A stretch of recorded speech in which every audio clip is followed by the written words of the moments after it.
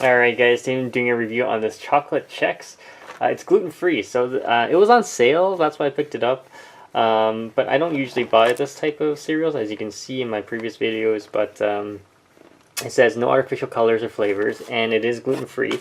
So let's look at the side here. It has... Oh, that's just from the recipe. But here's the there's a nutrient panel.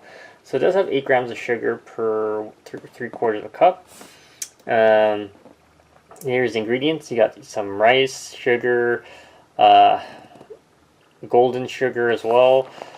There is cocoa to give it the chocolate part, but I don't see anything else that is in there. Of course, it's fortified there. Yeah, let's open this up and do a quick taste test for you guys.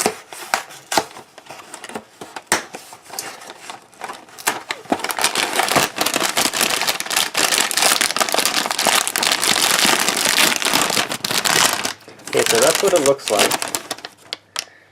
And let's do a taste test of the brown one.